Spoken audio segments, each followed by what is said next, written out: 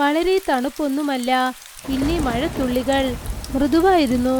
ആ മഴത്തുള്ളി പൊഴിയുമ്പോൾ അതിൽ വ്യത്യസ്തമായ തണുപ്പ് മറഞ്ഞിരുന്നു. സെന്റ് ബെഡ്സ് കോളേജിനകത്ത് സ്റ്റുഡൻസ് പഠിത്തത്തിൽ ബിസിയായിരിക്കാണ്. കോളേജിന് പുറത്ത് ഒരു ഭംഗിയുള്ള പെണ്ണ് നിൽക്കുകയായിരുന്നു. അവൾ ആ കോളേജിനെ തന്നെ തുറിച്ചു നോക്കുകയായിരുന്നു. അവളുടെ കണ്ണുകൾ ആരെയോ തേടുകയായിരുന്നു, അതായത് ആർക്കു വേണ്ടിയോ കാത്തുകൊണ്ടിരിക്കുന്നത് പോലെ. അപ്പോഴാണ് സമർ. അവൻ ആ കോളേജിലെ ഒരു സ്റ്റുഡൻ്റ് ആണ്, ഒരു വലിയ ബിസിനസ്മാന്റെ മകൻ. അവൻ ഒരു ബൈക്കിൽ അവിടെ നിന്നും പുറപ്പെട്ടു പോയി. പെട്ടെന്ന് അവൻ മഴയിൽ നനഞ്ഞുകൊണ്ടിരുന്ന ആ പെണ്ണിനെ ശ്രദ്ധിച്ചു. മാഡം, തണുപ്പ് കുറവായിട്ടുണ്ടാവാം, പക്ഷേ ഈ മഴ കാരണം നിങ്ങൾക്ക് അസുഖം പിടിക്കാം. ഇങ്ങനെ നനയുന്നത് നല്ല കാര്യമല്ല. ആ പെണ്ണ് സമർദിനെ ഒരു വ്യത്യസ്തമായ രീതിയിൽ നോക്കി. അവളുടെ ചുണ്ടുകളിൽ വ്യത്യസ്തമായൊരു ചിരി ഉണ്ടായിരുന്നു. അവളുടെ കാഴ്ച പ്രകാശമായിരുന്നു. അതിൽ ആഗ്രഹവും പിന്നെ പറയാത്തൊരു പേടിയും ഉണ്ടായിരുന്നു. സമർത്തിന്റെ സ്വഭാവം തുടക്കം മുതലേ എൻജോയ് ചെയ്യുന്നതാണ്. അവളുടെ ആ നോട്ടം അവന്റെ ചിന്ത മാറ്റിക്കളഞ്ഞു. അത് ശരി, നിങ്ങളുടെ പേരെന്താ? ഞാൻ ഇതിനു മുൻപ് നിങ്ങളെ കണ്ടിട്ടുണ്ട്. നിങ്ങൾ എപ്പോഴും കോളേജിന്റെ പുറത്താണ് നിൽക്കുന്നത്, പിന്നെ പോകുന്നു.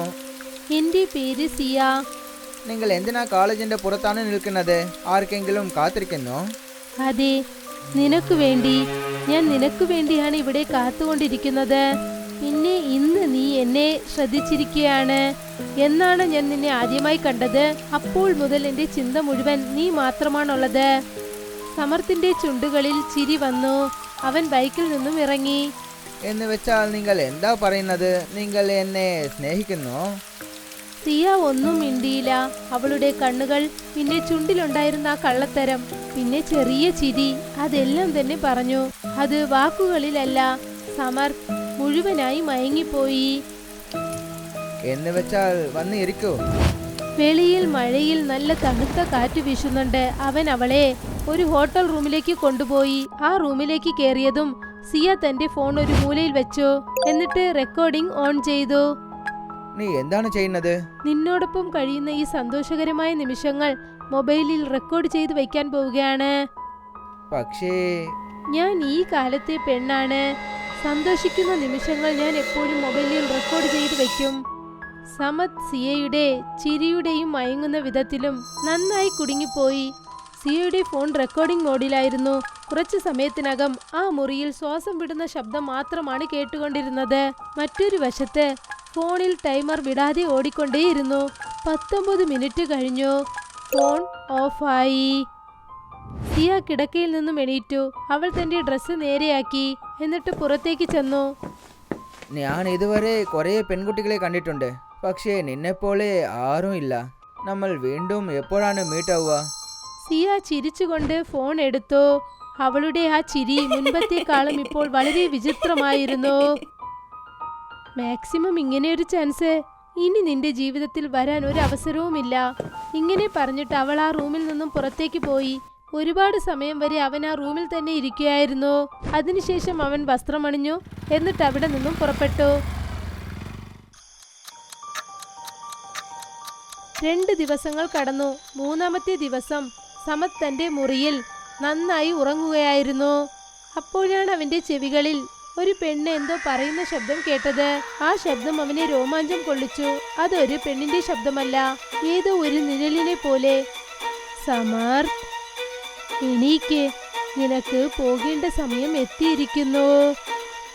സമർത്ത് അപ്പോഴാണ് ഞെട്ടി എണീറ്റ് നോക്കിയത്. മുൻപിലുള്ള കാഴ്ച കണ്ടതും അവന്റെ കണ്ണുകൾ അങ്ങനെ ഉറഞ്ഞുപോയി. അവൻ നിലവിളിക്കുന്ന ശബ്ദം ആ ബംഗ്ലാവ് മുഴുവനും കേട്ടു. അടുത്ത ദിവസം സമർത്തിന്റെ ഡെഡ് ബോഡി അവന്റെ വീട്ടിലുണ്ടായിരുന്നു. മുഖം നീല നിറത്തിൽ മാറിയിരുന്നു. കണ്ണുകൾ തുറന്നിരുന്നു. അവൻ മരിക്കുന്നതിന് മുൻപ് അവൻ അങ്ങനെ എന്തോ കണ്ടിരിക്കുന്നു. അത് അവന്റെ ബുദ്ധിയെ കൊണ്ട് അംഗീകരിക്കാൻ പറ്റിയില്ല. പിന്നെ ആ മുറിയിൽ എവിടെയാണോ അവൻ തന്റെ അവസാന ശ്വാസം വലിച്ചത്, അവിടെ ഒരു നല്ല തണുപ്പ്. ഇപ്പോഴും 19 മിനിറ്റ് എണ്ണുകയായിരുന്നു. സമർത്തിന്റെ ഈ ഞെട്ടിപ്പിക്കുന്ന മരണത്തെക്കുറിച്ച് നഗരം മുഴുവൻ അറിഞ്ഞു പേടിച്ചു.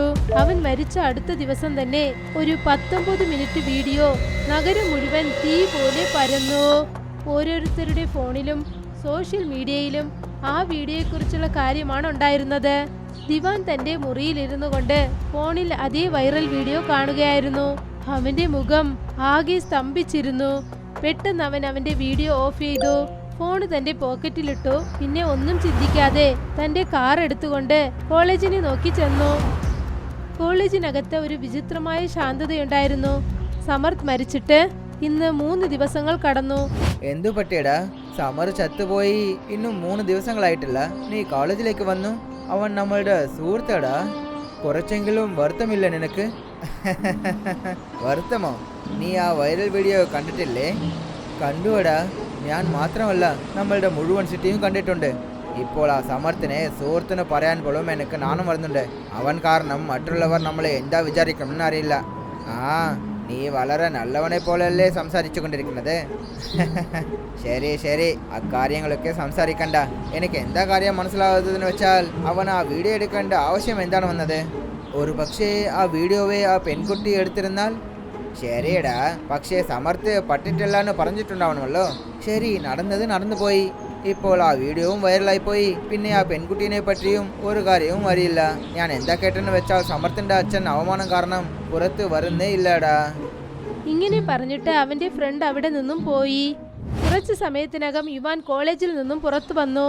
അപ്പോഴാണ് അവൻ മുൻപിലുണ്ടായിരുന്ന ഒരു പെണ്ണിനെ ശ്രദ്ധിച്ചത്. ദിവാൻ ഞെട്ടിപ്പോയി. ഓ മൈ ഗാഡ്, ഈ പെൺകുട്ടീനെ കാണാൻ ആ പെൺകുട്ടീനെ പോലെ ഉണ്ടല്ലോ. സമർത്തും ആ പെൺകുട്ടിയുമുള്ള 19 മിനിറ്റ് വീഡിയോ അല്ലേ വൈറലായത്? ആ പെണ്ണ് ദിവാനെ ആകർഷിക്കുന്ന രീതിയിൽ നോക്കി. അവളുടെ കണ്ണുകളിൽ കാമമുണ്ടായിരുന്നു. നീ അതേ പെൺകുട്ടിയല്ലേ? നിന്റെ വീഡിയോ അല്ലേ വൈറലായത്? പക്ഷെ നീ ഇത്ര ഫ്രീ ആയിട്ട് ചുറ്റിക്കൊണ്ടിരിക്കുന്നു. ആ വീഡിയോ ഞാനും കണ്ടതാണ്. പക്ഷെ അതിലുള്ള ആ പെണ്ണ് ഞാനല്ലാതെ. പക്ഷെ അവളുടെ മുഖം കാണാൻ ചെറുതായി എന്നെ പോലെ തന്നെയുണ്ട്. എന്ന് വെച്ചാൽ നീ ആരാണ്? ആ പെണ്ണ് ഒരു ആകർഷിക്കുന്ന രീതിയോടുകൂടി ദിവാനെ നോക്കി. എൻ്റെ പേര് സോണിയ. പിന്നെ നിന്നെ കാണാനാണ് ഞാൻ ഇവിടേക്ക് വന്നത്. എന്നെയോ? പക്ഷേ എന്തിനാ? ഞാനും അറിഞ്ഞു, ഭംഗിയുള്ള പെണ്ണുങ്ങൾ നിനക്കൊരു വീക്ക്നെസ് ആണെന്ന്. അതുപോലെ തന്നെ ഹാൻസമായ ചെറുക്കന്മാർ എന്റെയും വീക്ക്നെസ് ആണ്. ദിവാന്റെ ചുണ്ടുകൾ ചിരിക്കാൻ തുടങ്ങി. കൊള്ളാമല്ലോ, നീ ശരിക്കും എന്റെ ടൈപ്പിലാണുള്ളത്. എന്ന് വെച്ചാൽ നമ്മളുടെ ജോഡി അടിപൊളിയായിട്ടുണ്ടാവും. പിന്നെ ഇങ്ങനത്തെ കാര്യങ്ങൾ എല്ലാവരുടെ മുൻപിലും ചെയ്യാൻ പറ്റില്ല. ഇതിനു മുകളിൽ ഞാൻ എന്തു പറയാൻ പോകുന്നെന്നാൽ നിനക്ക് മനസ്സിലായി കാണുമെന്ന് ഞാൻ വിചാരിക്കുന്നു. ദിവാൻ മുഴുവനായി മയങ്ങിപ്പോയി. ഞാൻ നല്ല കാര്യത്തിന് സമയം കളയുന്നേ ഇല്ല. എന്റെ കാറ് അടുത്താണ് ഉള്ളത്. വരൂ. കുറച്ചു സമയത്തിന് ശേഷം സോണിയയും ദിവാനും ഒരു ഭംഗിയുള്ള ഹോട്ടൽ മുറിയിലായിരുന്നു. സോണിയ തന്റെ ഫോൺ എടുത്തു. പിന്നെ റെക്കോർഡിംഗ് മോഡ് ഓൺ ചെയ്തു. നീ എന്താണ് ചെയ്യുന്നത്? സോണിയ ദിവാന്റെ കയ്യിൽ പിടിച്ച് തന്റെ അടുത്തേക്ക് അവനെ വലിച്ചു. ഞാൻ ഓരോരുത്തരോടൊപ്പം കഴിയുന്ന അത്ഭുതമായ നിമിഷങ്ങൾ മൊബൈലിൽ ഞാൻ റെക്കോർഡ് ചെയ്ത് വെക്കും. നീ എന്തിനാ അങ്ങനെയൊക്കെ ചെയ്യുന്നത്? സോണിയ അവന്റെ സംസാരം നിർത്തുന്നത് പോലെ അവന്റെ ചുണ്ടത്ത് കൈവച്ചു. എല്ലാം തന്നെ മറന്നേക്ക്. പിന്നെ നിന്റെ മൈൻഡിൽ എന്നെ മാത്രം വെച്ചേക്ക്. മുറിയിൽ ചൂടായ ശ്വാസം നിറയാൻ തുടങ്ങി. റെക്കോർഡിംഗ് സ്റ്റാർട്ടായി. ഫോണിൽ ടൈമർ ഓടിക്കൊണ്ടിരുന്നു. 19 മിനിറ്റ് കഴിഞ്ഞതും തന്നെ റെക്കോർഡിംഗ് ഓഫായി. സോണിയ കിടക്കയിൽ നിന്നും എണീറ്റു. തന്റെ വസ്ത്രങ്ങൾ നേരെയാക്കി. ഞാൻ പറയുന്നത് കേൾക്ക്. ഞാൻ കുറേ പെൺകുട്ടികളെ മീറ്റ് ചെയ്തിട്ടുണ്ട്. പക്ഷെ നിന്റെ അടുത്ത് ഇരിക്കുന്ന കാര്യം അവരുടെ അടുത്തല്ല. സോണിയ ചിരിച്ചുകൊണ്ട് ആ ഫോൺ എടുത്ത് പോക്കറ്റിൽ വെച്ചു. അവൾ ഒന്നും മിണ്ടാതെ ആ മുറിയിൽ നിന്നും പുറത്തേക്ക് ചെന്നു. 2 ദിവസങ്ങൾ കടന്നുപോയി. 3-ാമത്തെ രാത്രി ദിവാൻ തന്റെ മുറിയിൽ ആഴ്ന്ന നിദ്രയിലായിരുന്നു. അപ്പോഴാണ് അവന്റെ ചെവികളിൽ ഒരു ഭയങ്കരമായ പെണ്ണ് നിലവിളിക്കുന്ന ശബ്ദം കേട്ടത്. ദിവാൻ. ദിവാൻ ഞെട്ടി ഉണർന്നു നോക്കി. മുൻപിലുണ്ടായിരുന്ന കാഴ്ച കണ്ടതും അവന്റെ ഹൃദയം പേടിക്കാൻ തുടങ്ങി. അവന്റെ മുൻപിൽ അതേ പെണ്ണ് നിൽക്കുകയായിരുന്നു. പക്ഷേ ഇത്തവണ അവളുടെ മുഖം വികാരമായിരുന്നു. കണ്ണൊക്കെ ചുവന്നിരുന്നു. ഒരു ഭയങ്കരമായ ചിരിയുണ്ടായിരുന്നു. അവളെ കണ്ടതും തന്നെ ദിവാന്റെ കണ്ണുകൾ പേടിച്ച് വിറയ്ക്കാൻ തുടങ്ങി. പിന്നെ ദിവാൻ നിലവിളിക്കുന്ന ശബ്ദം ആ ബംഗ്ലാവ് മുഴുവൻ കേൾക്കാൻ തുടങ്ങി.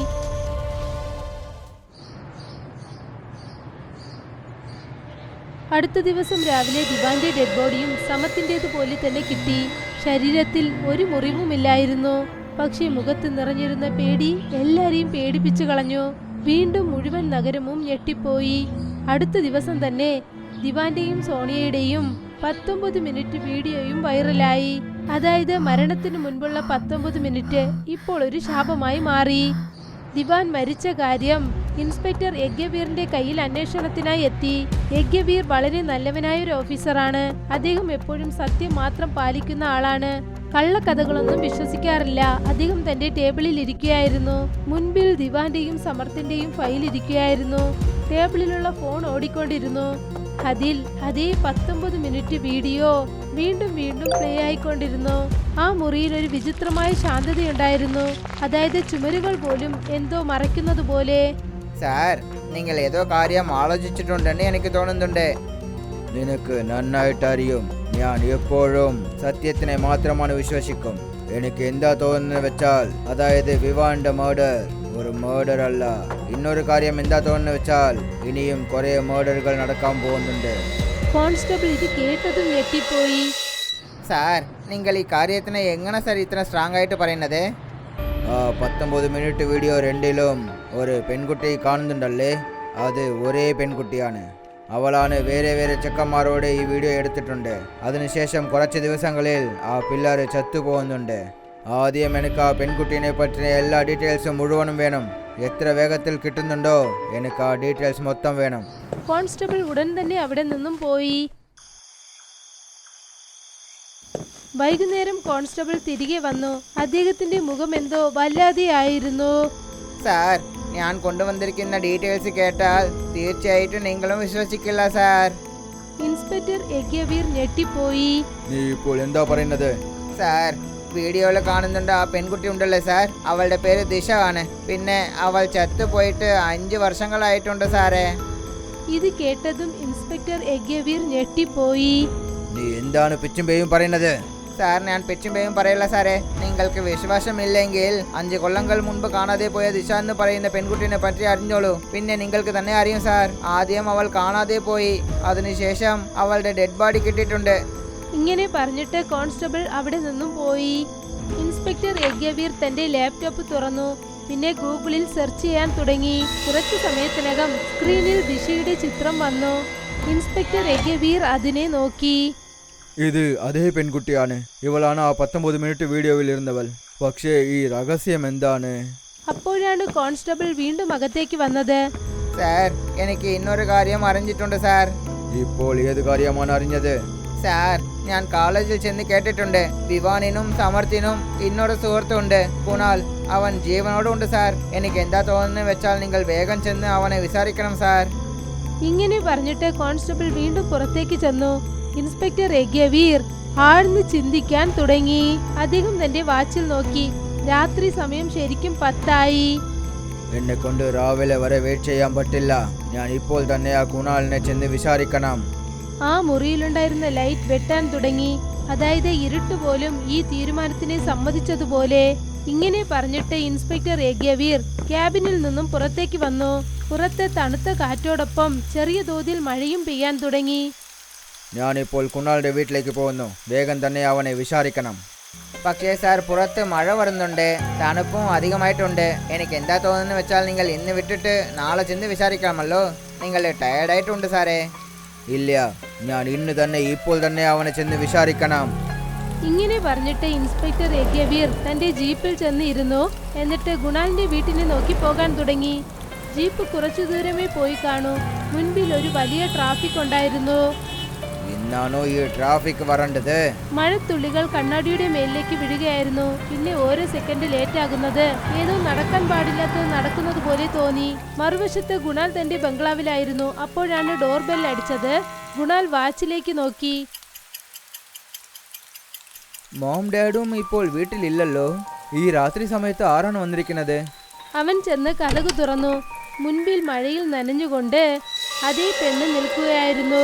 അവളെ കണ്ടതും തന്നെ കുണാലിന്റെ ശരീരത്തിൽ ഷോക്ക് അടിച്ചതുപോലെ തോന്നി. പക്ഷെ ആ ഷോക്ക് പേടി കൊണ്ടല്ലായിരുന്നു. പറയൂ, നിങ്ങൾക്ക് ആരെ കാണണം? എന്റെ സ്കൂട്ടി റിപ്പയറായി പോയി. ഡ്രസ്സൊക്കെ നനഞ്ഞുപോയി. നന്നായി തണുക്കുന്നുമുണ്ട്. ഈ മഴ നിൽക്കുന്നത് വരെ ഞാൻ കുറച്ചു സമയം ഇവിടെ വിശ്രമിച്ചോട്ടെ. കാമം കൊണ്ട് കുരുടനായ കുണാൽ ഒരു കാര്യം മറന്നു. മുൻപിൽ നിൽക്കുന്നത് അതേ പെണ്ണാണ്. അവളുടെ ആ വീഡിയോ കാരണം സിറ്റി മുഴുവൻ പേടിച്ചിരിക്കുകയാണെന്നത്. അകത്തേക്ക് വരൂ. അവൾ വീട്ടിനകത്തേക്ക് വന്നു. ആ വീട് മുഴുവൻ അവൾ ചുറ്റി നോക്കാൻ തുടങ്ങി. നിങ്ങളുടെ ഡ്രസ്സ് മുഴുവനും നനഞ്ഞിട്ടുണ്ട്. നിങ്ങൾ ചേഞ്ച് ചെയ്തോളൂ. എൻ്റെ അടുത്ത് ഡ്രസ്സുണ്ട്. നിങ്ങൾ റൂമിലേക്ക് പോകൂ. ഞാൻ നിങ്ങളുടെ തണുത്ത ഡ്രസ്സിനെ ഹീറ്ററിൽ ഡ്രൈ ചെയ്യാം. ആ പെണ്ണ് അവനെ നോക്കി ഒരു വിചിത്രമായ രീതിയിൽ ചിരിച്ചു. അത് എൻ്റെ പേര് ദിശ. വരൂ, ഞാൻ നിങ്ങളുടെ റൂമിനെ കാണിച്ചു തരാം. ഗുണാൽ ദിശയെ റൂമിലേക്ക് കൂട്ടിക്കൊണ്ടുപോയി. മുൻപിൽ അലമാര ഉണ്ടല്ലേ, അതിൽ ഡ്രസ്സസ് ഉണ്ട്. നിങ്ങൾ ചേഞ്ച് ചെയ്തോളൂ. ഗുണാൽ പുറത്തേക്ക് പോകാൻ ഒരുങ്ങി. നിങ്ങൾ എന്തിനാണ് പുറത്തേക്ക് പോകുന്നത്? നിങ്ങൾക്ക് പ്രശ്നമില്ലെങ്കിൽ ഞാൻ നിങ്ങളുടെ മുൻപിൽ വെച്ച് തന്നെ മാറ്റിക്കോട്ടെ. ഗുണാലിന്റെ കണ്ണുകളിൽ വല്ലാതെ പ്രകാശം വന്നതുപോലെ തോന്നി. ആ, തീർച്ചയായും. അടുത്ത ക്ഷണം തന്നെ ദിശ അവനെ കെട്ടിപ്പിടിച്ചു. പിന്നെ മുറിയിൽ ദിശയുടെ കളി വീണ്ടും ഒരു വട്ടം തുടങ്ങിക്കഴിഞ്ഞു. ദിശ വീണ്ടും തന്റെ ഫോൺ എടുത്തു. പിന്നെ റെക്കോർഡിംഗ് ഓൺ ചെയ്തു. നിങ്ങൾ എന്താണ് ചെയ്യുന്നത്? ഭംഗിയുള്ള നിമിഷങ്ങളെ റെക്കോർഡ് ചെയ്യുന്നു. നിനക്കെന്തെങ്കിലും പ്രശ്നമുണ്ടോ? ഇല്ലല്ലോ. ആ മുറിയിൽ ചൂടായ ശ്വാസം മാത്രമേ ഉണ്ടായിരുന്നുള്ളൂ. 19 മിനിറ്റ് ആയതും തന്നെ റെക്കോർഡിംഗ് ഓഫായി. ദിശ എണീറ്റ് തന്റെ വസ്ത്രങ്ങൾ അണിഞ്ഞു. ഗുണാലും ചിരിച്ചുകൊണ്ടേയിരുന്നു. അടുത്ത ക്ഷണം തന്നെ ആ പെണ്ണിന്റെ രൂപം മാറാൻ തുടങ്ങി. കണ്ണുകളൊക്കെ കറുത്തതായി മാറി. നീ ആരാണ്? ഇപ്പോൾ ആ പെണ്ണ് മുഴുവനായി ഒരു ഡയനായി മാറി. നിന്റെ അത്യാഗ്രഹം നീ നിറവേറ്റിക്കൊണ്ടിരുന്നല്ലോ. അപ്പോൾ ഞാൻ ആരാണെന്ന് എന്തുകൊണ്ടാ ചോദിക്കാത്തത്? നിന്റെ മരണം കൺമുൻപിൽ വന്നതും ഇപ്പോൾ ചോദ്യം ചോദിക്കുന്നുവോ? അപ്പോഴാണ് ഇൻസ്പെക്ടർ എഗ്ബീർ ബംഗ്ലാവിനടുത്ത് വന്നെത്തിയത്. മെയിൻ ഡോർ തുറന്നിരുന്നത് കണ്ട് അദ്ദേഹം ഞെട്ടിപ്പോയി. ഈ രാത്രി സമയത്ത് കഥക് തുറന്നിട്ടുണ്ട്. ഇത് എനിക്ക് ശരിയായിട്ട് തോന്നുന്നില്ല. തീർച്ചയായിട്ടും ഏതോ ഒരു പ്രശ്നമുണ്ട്. അദ്ദേഹം അവിടെ നിന്നും അകത്തേക്ക് ഓടി. അകത്ത് ഗുണാൽ നിലവിളിക്കുന്ന ശബ്ദം കേട്ടുകൊണ്ടിരുന്നു. ഇൻസ്പെക്ടർ ആ മുറിയുടെ അകത്തേക്ക് ചെന്നതും അദ്ദേഹത്തിന്റെ മുൻപിൽ ഗുണാലിന്റെ ഡെഡ് ബോഡി ഉണ്ടായിരുന്നു. അതും വളരെ ക്രൂരമായ അവസ്ഥയിൽ. പിന്നെ അവന്റെ മുൻപിൽ നിൽക്കുകയായിരുന്നു അതേ ആ ഭയങ്കരമായ പെണ്ണ്. ഇൻസ്പെക്ടറിന്റെ കയ്യിൽ നിന്നും തോക്ക് താഴേക്ക് വീണു. ആ പെണ്ണ് ഭയങ്കരമായ ഡയന്റെ രൂപത്തിൽ നിൽക്കുകയായിരുന്നു. എനിക്കറിയാം നിന്റെ മനസ്സിൽ ഒരുപാട് ചോദ്യങ്ങളുണ്ടെന്ന്. പേടിക്കണ്ട, ഞാൻ നിന്നെ ഒന്നും ചെയ്യില്ല. ഞാൻ കൊന്ന ആ 3 പേരുടെയും സത്യം എന്താണെന്ന് നീയും അറിഞ്ഞിരിക്കേണ്ടതാണ്. പിന്നെ നീ ഈ സത്യം ഈ ലോകത്തോട് പറയേണ്ടതാണ്. അവളുടെ കണ്ണുകൾ നിറഞ്ഞൊഴുകാൻ തുടങ്ങി. ഇവർ 3 പേർക്കും അവന്മാരുടെ അച്ഛൻ ചെയ്ത പാപത്തിനുള്ള ശിക്ഷയാണ് നൽകിയത്. ഇപ്പോൾ മൊബൈൽ എടുക്ക്, എല്ലാം തന്നെ റെക്കോർഡ് ചെയ്യേ. പേടിച്ചുകൊണ്ട് ഇൻസ്പെക്ടർ എഗ്വീർ ഫോൺ എടുത്തു. എന്നിട്ട് റെക്കോർഡിംഗ് ഓൺ ചെയ്തു. കുറച്ചു വർഷങ്ങൾക്ക് മുൻപ് ഒരു കോളേജ് ഫംഗ്ഷനിൽ സമർ, ഗുണാൽ പിന്നെ ദിവാന്റെ അച്ഛനുമായ 3 വലിയ ബിസിനസ്മാൻമാർ എന്നെ നോട്ടമിട്ടു. എൻ്റെ പേര് ദിശയാണ്. ഞാനൊരു സാധാരണ കുടുംബത്തിലെ പെണ്ണാണ്. എനിക്കൊരു ജോലി ആവശ്യമുണ്ടായിരുന്നു. അവരെനിക്ക് ജോലി നൽകാമെന്ന് കള്ളം പറഞ്ഞ് അവരുടെ ഓഫീസിൽ അവർ 3 പേരും ചേർന്ന് എന്നെ നശിപ്പിച്ചു. പിന്നെ വീഡിയോയും എടുത്തു, ബ്ലാക്ക് മെയിൽ ചെയ്യാൻ വേണ്ടി. പിന്നെ അവർ എന്നെ വീണ്ടും വീണ്ടും വിളിച്ചു. പേടി കാരണവും എനിക്ക് നടന്ന അപമാനം കാരണവും പേടിച്ച് ഞാൻ തൂങ്ങി മരിച്ചു. അവളുടെ ശബ്ദത്തിൽ ഒരുപാട് വേദന നിറഞ്ഞിരുന്നു. മരിച്ചതിന് ശേഷം എൻ്റെ ആത്മാവിന് മോക്ഷം കിട്ടിയില്ല. ഞാൻ ആ 19 മിനിറ്റിൽ തന്നെ കുടുങ്ങിപ്പോയി. ഞാൻ തിരികെ വന്നു.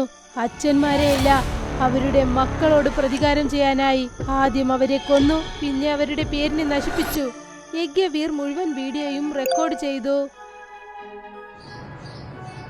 അടുത്ത ദിവസം തന്നെ 3 ബിസിനസ്മാൻമാരും അറസ്റ്റ് ചെയ്യപ്പെട്ടു. അങ്ങനെ ആ കേസ് ക്ലോസ് ചെയ്യപ്പെട്ടു.